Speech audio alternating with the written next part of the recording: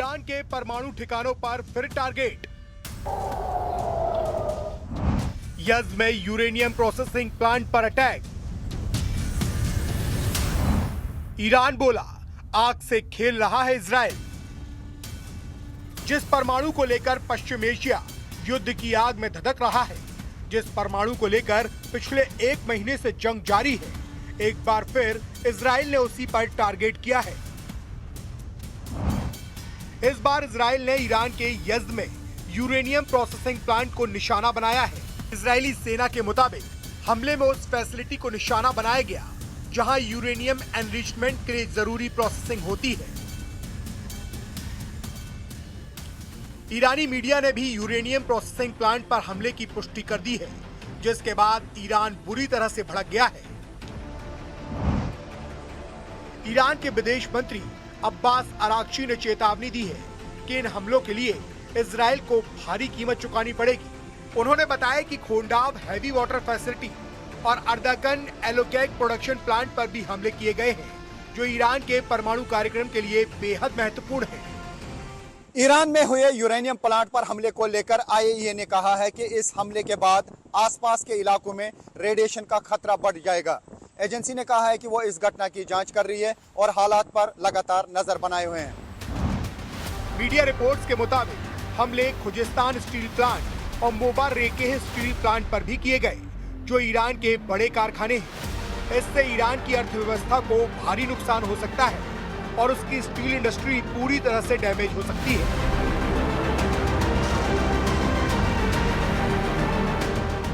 Israel के हमले से बौखलाए ईरान ने इजराइल के साथ साथ खाड़ी देशों को भी खुली धमकी दी है।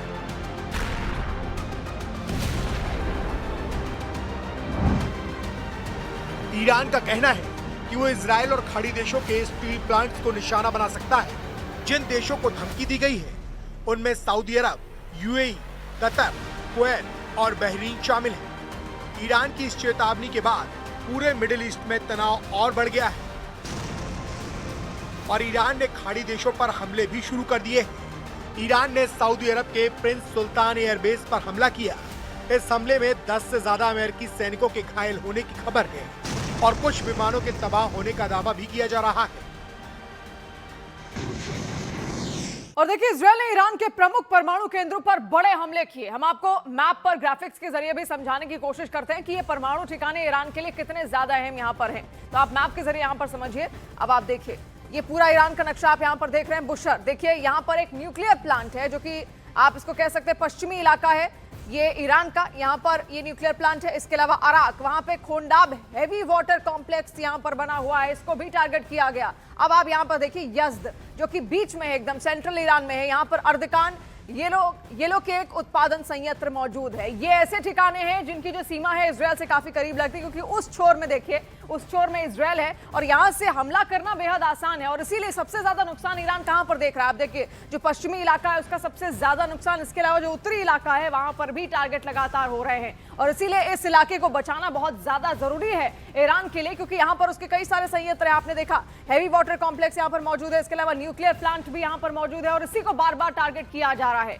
और इसी के साथ ईरान की संसद के एक सदस्य ने देखिए परमाणु अप्रसार संधि यानी कि एनपीटी के तेहरान के हटने का आह्वान भी करने वाला एक विधेयक पेश करने की घोषणा की है।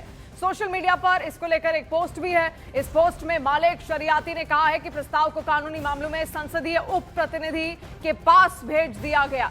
दरअसल अमेरिका और इजरायल के बुशर समेत ईरानी परमाणु सुविधाओं पर लगातार हमले जारी रखने की वजह से एनपीटी से ईरान के हटने की मांग और ज्यादा तेज हो गई है। शरियाती ने आगे ये भी कहा कि वो उस ईरानी कानून को रद्द करने की भी वकालत कर रहे हैं जो 2015 के परमाणु समझौते का ढांचा प्रदान करता है, जिसे अमेरिकी राष्ट्रपति डोनाल्ड ट्रंप ने अपने पहले कार्यकाल के दौरान छोड़ दिया था।